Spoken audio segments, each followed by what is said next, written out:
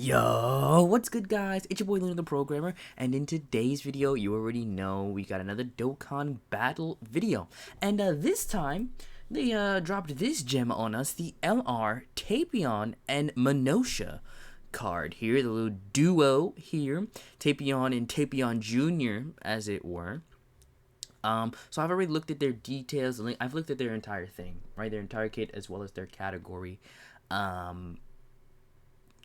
And I gotta say, we'll get into it. We'll get into it, right? So as you can see here, this is the original Twitter post for them, right? Saying they lower attack and defense or on super attack or whatever. But we also have the homie Goresh's translations here, and he puts them side by side. So what do we got? If it will load, I want to show you what we got. Okay. So, TAPION and MINOTIA, True Heroes, a new category. Unfortunately, I really wish they would stop doing that. Introducing new categories when they could buff old ones. Sibling Spawn is a good choice, but Timeless Legends, not the greatest. Could have done with another movie Heroes, or Joined Forces Lead or something. So, that's what it is. You know, it is what it is. So, they have 150, which is not the greatest. Especially, you consider their stats.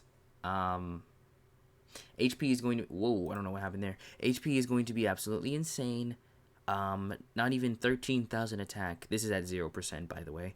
Not even 13,000 attack is going to be a yikes.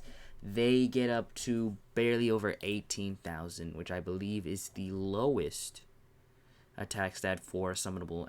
Actually, it might be the lowest attack stat for any LR in the entire game, now that I think about it. But let's take a look at their kit. So their 12 key lowers attack and defense, which is good. Lowering attack is always good.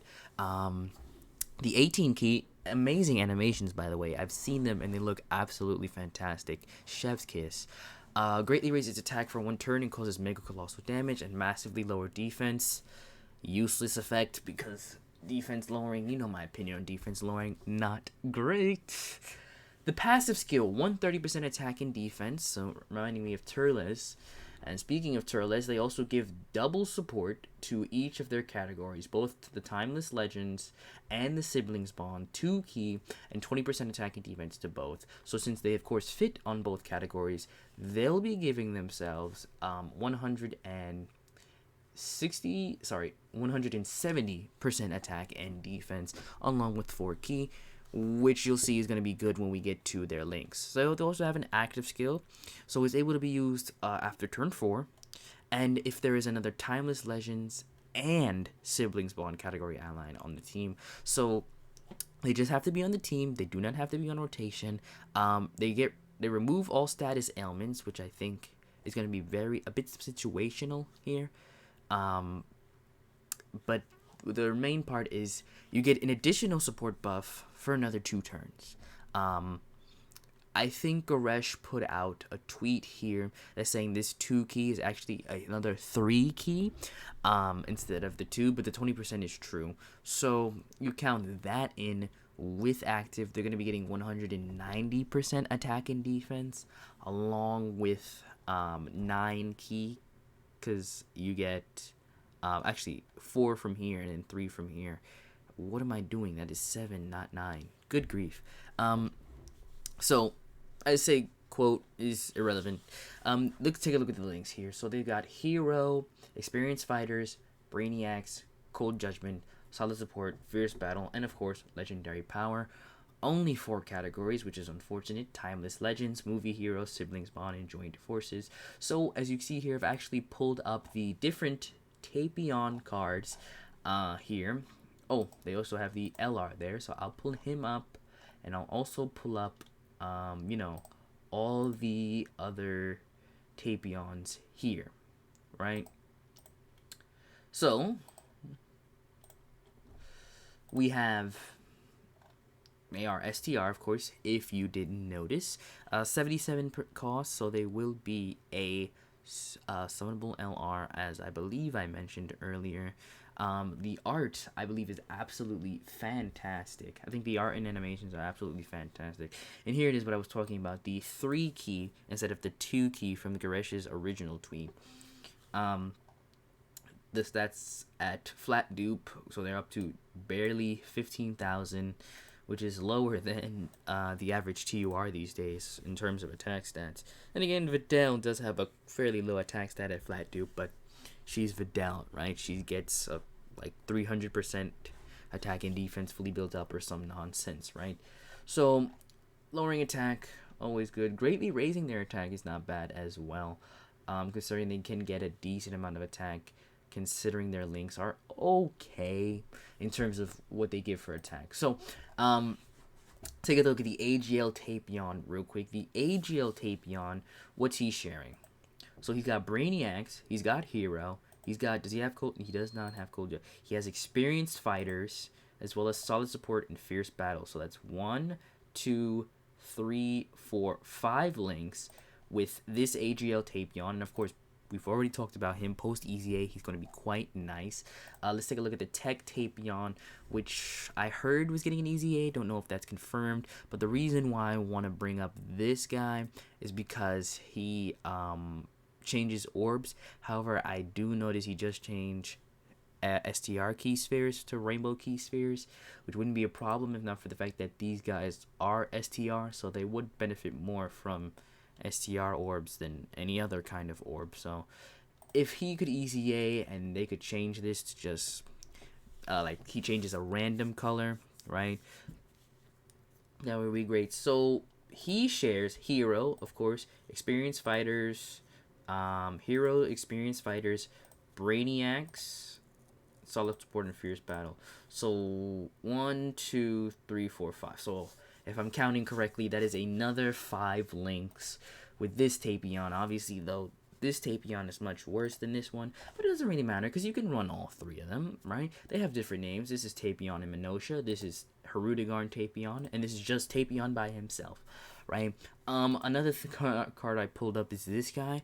I wonder if he's gonna be getting a Dokkan Awakening or not. You see, he has Brainiacs, Hero, experienced fighters, and solid support. So he's sharing these 4 links, if I remember correctly. He's debuffing the enemy, albeit with an HP restriction. He's lowering attack. If they give him a Dokkan Awakening, or they give him a Dokkan Awakening and an EZA, I think these type of units get shattering the limit, right? So unfortunately, he won't be sharing fierce battle. However, if they make him, let's say, a support unit as well as a debuffer in 2 ways, because he lowers attack and he lowers it on his passive as well, extreme class enemies, so that's fine. If they make him a double debuffer as well as a support, if he Dokkans, of course, is assuming if he Dokkans, then I think we start to say these guys start to look incredibly good, because their main issue is key. Let's take a look. So they have 25% defense, 15% attack, 15% attack and defense, great link, 25% defense, 15% attack, the defense debuff doesn't matter, fierce battle, and legendary power, right? So you notice anything in there? They have no key links. 0 key links. Like, even, okay, this guy has 2 key links, right? Revival and transform, right? This guy, 1 key link. It's only 1, but he changes orbs for himself, and like I said, he links with this guy. So under a normal 6 key league, he'll be starting out with 8 key, right? So that's fine. So this guy has a key link. This guy has 2 key links. This guy, even, does he have a key link? Yeah, he has revival. He has revival. That is a key link. Courage is also a key link. Can't remember if these guys had courage or not. This guy also has courage. So every other Tapion here has multiple key links except for this one, which I don't understand why. They could have stuck courage on here. I do like the link set. I suppose they couldn't have stuck courage on here because I think all the other links probably could have worked. But I really, if we're trying to consider what links would fit for both cards, I'm thinking you probably knock off, I don't know, maybe experienced fighters for it, for just that key link. Like, what will you get? Courage, right? 4 categories again: join forces, movie heroes, siblings, bond, warriors of legend. That is another thing I want to take a look at. Since their key is an issue, let's take a look at who is on their category and what can we do about that. So let me pull that up. Okay. Here we go again. So we're back. Let me try and zoom in here. If am I pressing the right button? Am I? Here we go. Oh, that just makes it a bit more blurry. Okay, so this is good enough. You can see the links. So remember, this category is the Warriors of Legend. So let's think about Warriors of Legend. I don't know why I didn't just bring it up on the wiki. It's probably here already. If we could bring it up on the wiki. No, it is not on here already. Okay, never mind then. So, consists of characters whose tales have been handed down to future generations. Warriors of Legend is what they're calling it.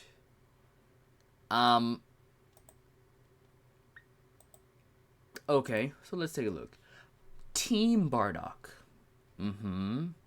Demon King Piccolo, alright. Regular Bardock, Bojack, of course the TUR for these guys. Pikkon is very nice, considering he does have, I think he shares a couple of links as well as supports. Bojack, I mean, that's not Bojack, but she's never going to be used anyway, so I just skipped over Bojack. Never going to be used. Interesting choices, though. Bardock again. Fat Boo. Exchange Boo, really, but I suppose he's on here because he's Fat Boo. One thing that I don't understand is Team Bardock. I don't understand. Maybe I haven't read Dragon Ball. I understand Bardock himself. Not even base Bardock though. Super Saiyan Bardock makes sense. For Super Saiyan 2 Bardock, and as you see down here, Super Saiyan 3 Bardock, that doesn't make sense to me. The rest of Team Bardock doesn't make sense. Pikkon, I guess, because I think he's a hero somewhere. Tapion, obviously. Kid Buu, yep, that makes sense to me. Super Saiyan 4 Bardock, I don't get it. Mass Saiyan, again, I don't get it. And the rest of the King Vegeta, maybe I'm missing something. I don't get King Vegeta either. And the rest of the category is just a bunch of filler SRs and Rs that no one is going to use. MINOTIA on there though. I think, I'm not sure if I have it on this account, but I remember on one of my accounts I had his SSR at SA10. Or his SR at SA10. He doesn't have an SSR card as of yet. So I don't know if they're going to plan to Dokkan Awaken him or what. But look at the category. It's pretty okay. Right? It's not. It's interesting. I'm not gonna go as far as to call it rapid growth tier, and say it's an insult to our intelligence. But I just wanna point out one thing. So the category is called Warriors of Legend, right? So let's just go. So I want to pull up something real quick, right? Really quickly here. So close out some of these tabs. So you got Goku, and let's just pick on any Goku. Let's go Super Saiyan Goku, right? Because I think that's one of the more famous forms of Goku. They're not loading in, but there are a lot of Super Saiyan Gokus in the game. Let's pick this one, right? Just random chance. Let's pick this one. Oh, Everlasting Legend, you say? Oh, alright. So, Everlasting Legend. Warriors of Legend. Everlasting Legend. Warriors of Legend. He isn't on there. He isn't on there, boys. Super Saiyan 3 Bardock can make it, but Super Saiyan 1 Goku cannot. The legendary Super Saiyan. Speaking of legendary Super Saiyans, let's take a look here. The legend of the Super Saiyan Goku is not on here. And you'll be like, okay. Well, this is just any old Super Saiyan Goku, even if the name specifically calls him a legend, right? That doesn't make sense. Really, what would make sense is if his Namek Saga counterpart would be on there, because Vegeta explicitly says that he's the Saiyan of Legend. Am I right? I believe he says that. So let's see now. So okay, Super Saiyan Bardock. Okay, King Piccolo, right? Team Bardock. That's strange. No Namek Goku on here either. That's interesting. Okay. Warriors of Legend, right? So we're thinking, right, that okay. Characters who've had tales passed down to them, or rather, characters who have tales made about them that are presumably passed down. I believe that is what it said, right? So, consists of characters whose tales have been handed to future generations, right? Okay, this is the wiki's explanation, right? But we take a look, Warriors of Legend, right? And when you take a look at this explanation, all the characters on here do make sense for the most part. Again, Team Bardock, I'm not quite sure. Super Saiyan Bardock, yes. Super Saiyan 2 Bardock, you've lost me. And again, Super Saiyan 4 Bardock, I do not get it. Chilled, I guess? Right? As I've already stated my problems with this category. You have several units missing who really should be on here, right? Even if you want to say, or who should or shouldn't be on here. Even if you want to say, okay, these are characters who's had their tales passed down, right? So these are characters who are legendary in their own right and have put their journey onto future generations, right? I don't understand how, if that's the case, Future Gohan is not on here. And I'm not the biggest fan of Future Gohan.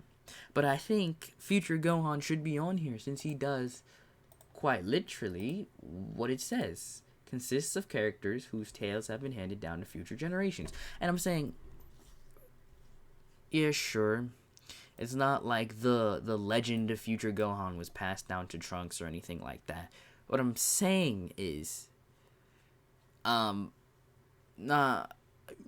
you think about it, as Future Gohan is dying, Trunks takes it upon himself to continue his legacy. Now, of course, that would be a bit of a stretch to call it a legend, since Future Gohan doesn't exactly do anything significant.